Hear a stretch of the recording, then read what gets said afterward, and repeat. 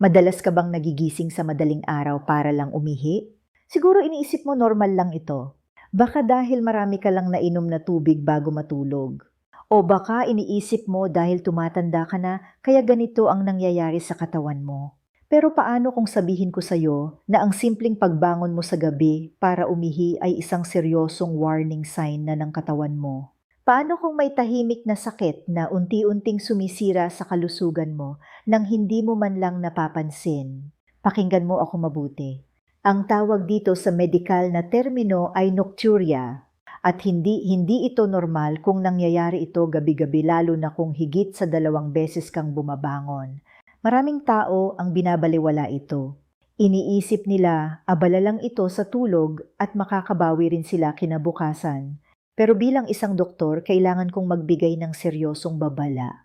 Ang madalas na paghihi sa gabi ay madalas na unang senyales ng mga seryosong kondisyon tulad ng diabetes, problema sa puso o sirang bato na unti-unting nagpapahina sa sistema mo. Kung nararanasan mo ito ngayon, kailangan mong tapusin ang video na ito dahil baka iligtas nito ang buhay mo o ng mga mahal mo sa buhay. Araw-araw marami akong nakikitang pasyente na pumupunta sa klinik. Ang pangunahing reklamo nila ay laging pagod, nahihilo, walang enerhiya sa trabaho o mainitin ng ulo. Pag tinanong ko kung kamusta ang tulog nila, sasabihin nila na okay naman daw, pero nagigising sila ng 2, 3 o minsan 5 beses para lang pumunta sa banyo, tapos hirap na ulit silang makatulog. Ito ang hindi alam ng marami at gusto kong maintindihan mo ito ng mabuti. Kapag napuputol ang tulog mo, hindi nakakapagpahinga ang puso at utak mo. Tataas ang blood pressure mo kinabukasan kahit anong gawin mo. Ang stress hormones mo na tinatawag na cortisol ay patuloy na aakyat na magdudulot ng pamamaga o inflammation sa buong katawan mo. Kaya napakahalaga na maintindihan natin kung bakit ito nangyayari. Bakit nga ba nagigising ang katawan mo para umihi sa oras na dapat ay nagpapahinga ka? Pag-usapan natin ang mga pangunahing dahilan isa-isa at ipapaliwanag ko sa iyo sa pinakasimpleng paraan. Ang unang dahilan at pinakamadalas nating makita ngayon ay mataas na blood sugar o diabetes. Kung may diabetes ka o pre-diabetic ka, ibig sabihin masyadong maraming asukal ang umiikot sa dugo mo. Ang mga kidneys o bato mo ay may maliliit na filter at nahihirapan silang salain ang sobrang asukal na ito. Dahil hindi na nila kaya ang ginagawa ng katawan mo bilang defense mechanism, ay sinusubukan nitong ilabas ang asukal sa pamamagitan ng ihi. Pero hindi pwedeng lumabas ang asukal ng mag-isa. Para mailabas ito, kukuha ang katawan mo ng maraming tubig mula sa mga cells mo at isasama ito sa ihi. Ito ang dahilan kung bakit ka laging uhaw at kaya ka laging umiihi kahit gabi. Kung napapansin mo na medyo malagkit ang ihi mo o nilalanggam ito sa inidoro at sinabayan pa ng madalas na pag-ihi sa madaling araw, ito ay isang malaking red flag para sa diabetes na hindi mo dapat i-ignore. Ang pangalawang dahilan, lalo na sa mga kalalakihan na edad, 50 pataas ay ang problema sa prostate. Ang prostate ay isang maliit na glandula na kasing laki ng walnut na nakapaligid sa daanan ng ihi ng lalaki. Kapag tumatanda ang lalaki, lumalaki ang prostate na ito dahil sa pagbabago ng hormones. Ang kondisyon na ito ay tinatawag na BPH o benign prostatic hyperplasia. Imagine mo ang isang hose ng tubig na pinipisil mo. Ganyan ang ginagawa ng lumaking prostate sa daanan ng ihi mo. Dahil naiipit ang daanan, hindi na ilalabas ng buo ang ihi mula sa pantog o bladder mo. Kaya kahit kakatapos mo lang umihi pakiramdam mo ay may natitira pa at paglipas ng ilang oras mapupuno ulit ito ng mabilis kaya kailangan mong bumangon ulit. Minsan mapapansin mo rin na humihina ang tulo ng ihi o patak-patak na lang ito.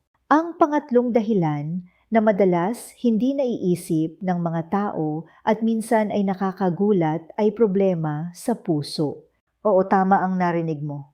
Ang pag-ihi sa gabi ay pwedeng unang senyales ng heart failure. Paano nangyari yon at ano ang koneksyon ng puso sa pag-ihi? Ganito yan. Kapag mahina na ang bomba ng puso mo, hindi nito kayang ikutin ng maayos ang dugo sa buong katawan, lalo na pabalik mula sa mga paa pataas. Dahil sa gravity, naiipon ang tubig at dugo sa mga binti at paa mo kapag nakatayo ka o nakaupo sa buong araw habang nagtatrabaho. Pansinin mo kung manas ang mga paa mo o nagmamarka ang medyas mo sa hapon. Ngayon, kapag humiga ka na sa gabi para matulog, nagiging pantay na ang posisyon ng katawan mo. Yung mga naipong tubig sa paa mo ay madali nang babalik sa sirkulasyon at pupunta direkta sa mga kidneys mo. Dahil nakahiga ka, tsaka palang magsisimulang trabahuhin ng kidneys mo ang sobrang tubig na naipon nung umaga at hapon. Kaya pagdating ng madaling araw, biglang mapupuno ang pantog mo at kailangan mong bumangon para ilabas ang tubig na galing sa minanas mong paa. Ang pang-apat na dahilan ay ang kondisyon na tinatawag na sleep apnea.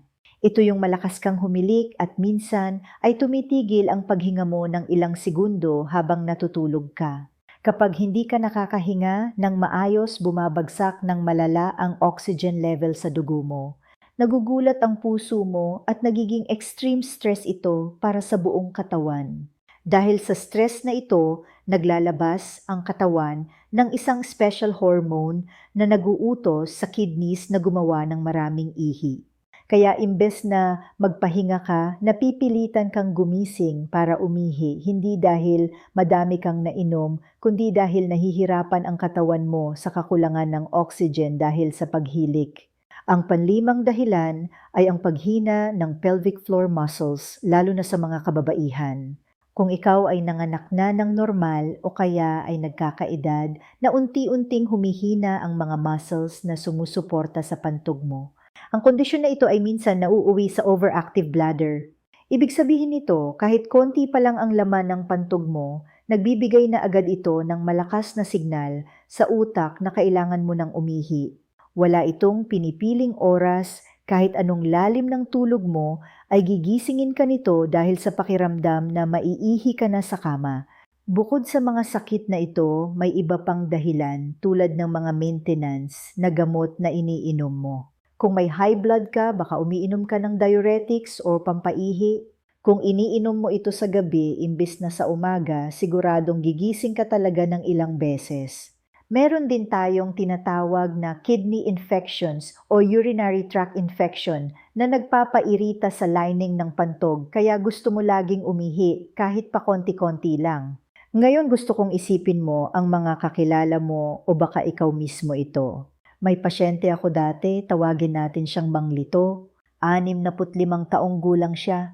Sabi niya sa akin, sa clinic normal lang naman siguro na umihi ako ng 4 na beses sa gabi dahil matanda na ako at ganyan din ang mga kumpare ko.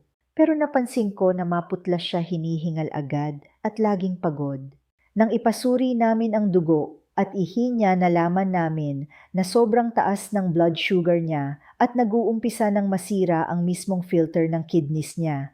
Dahil inakala niyang normal lang ang pag-ihi sa gabi, umabot siya sa puntong kailangan na siyang i-dialysis kung hindi agad naagapan ng matapang na gamutan. Yan ang sitwasyon na gusto kong iwasan mo.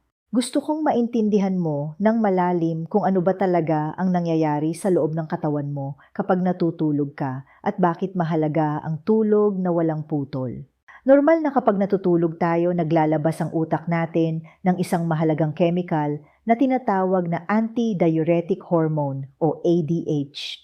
Ang trabaho ng hormone na ito ay sabihan ang kidneys na kalma lang at wag munang gumawa ng maraming ihi para makatulog tayo ng diretsong 7 hanggang 8 oras.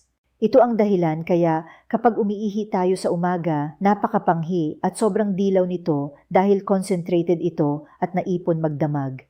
Pero kapag may sakit ka tulad ng mga nabanggit ko kanina, nasisira ang sistemang ito, hindi gumagana ng maayos ang ADH o kaya ay masyadong maraming tubig, asukal o pressure na kailangang ilabas, kaya walang magawa ang pantog mo kundi kalabitin ang utak mo at gisingin ka. Ano ni ngayon ang mangyayari sa'yo kung patuloy mo itong i-ignore at sasabihin ganyan talaga ang buhay. Una, masisira ng tuluyan ang kalidad ng tulog mo.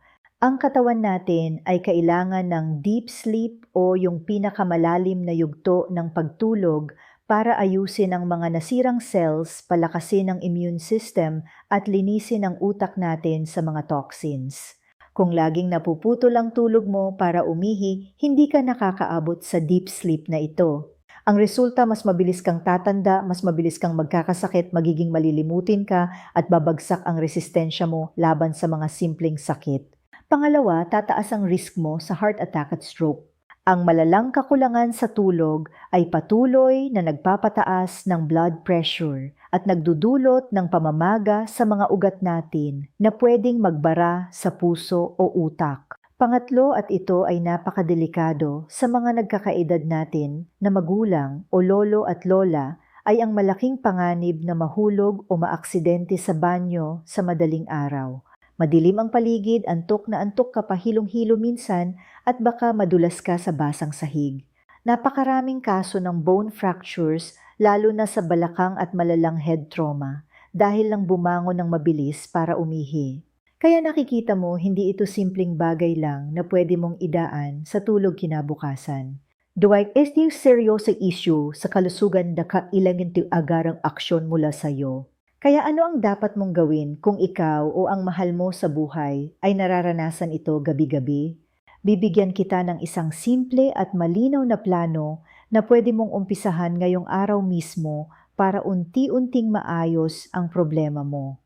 Unang step, limitahan ang pag-inom ng maraming tubig 2 hanggang 3 oras bago ang oras ng pagtulog mo. Uminom ka ng sapat at maraming tubig sa buong maghapon mula umaga hanggang hapon, pero pagdating ng gabi, bawasan mo na ito ng malaki. Kung nauuhaw ka, humigop ka lang ng konti para basa ang lalamunan mo, pero wag yung iinom ka ng isang buong baso bago humiga. Pangalawang step, iwasan ang pag-inom ng kape-alak at tsaa sa hapon at lalo na sa gabi. Yung may ito ay natural na diuretics.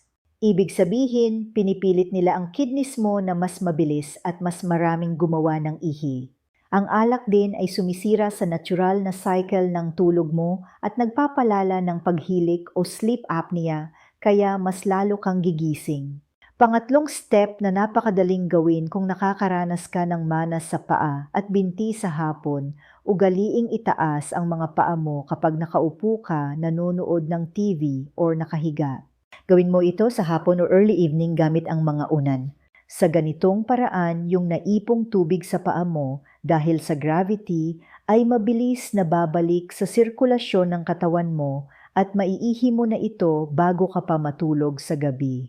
Pang-apat na step, i-check mo ang mga maintenance na gamot na iniinom mo araw-araw.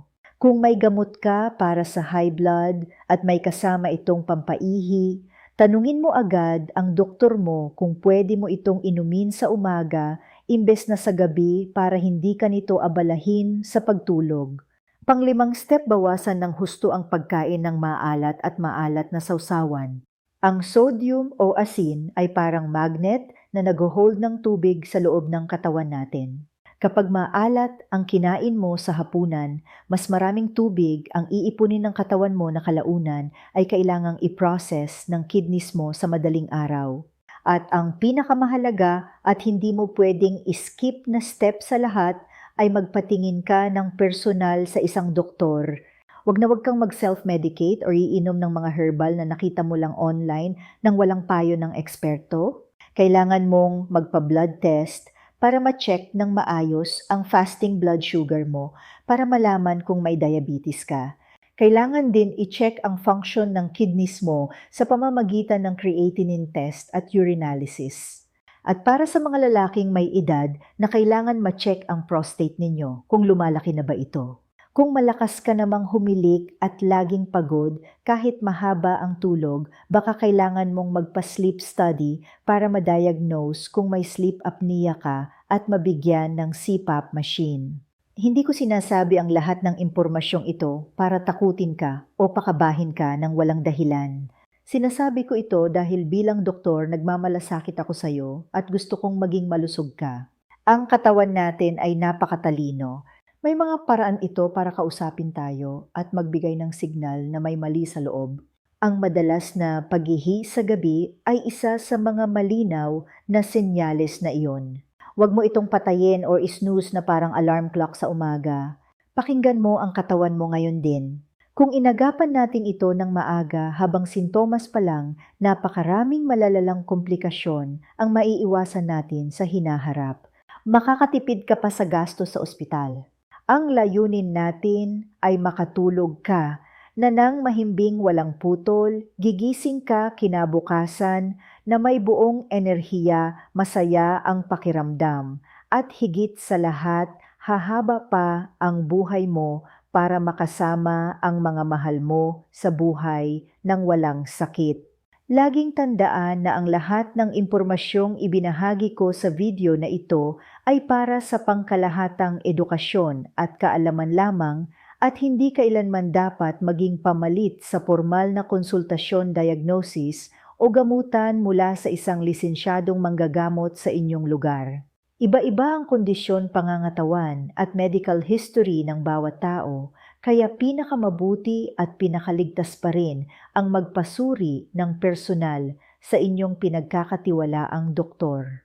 Ingatan ang inyong kalusugan dahil ito ang ating tanging yaman na hindi mabibili ng pera, at magandang gabi sa inyong lahat.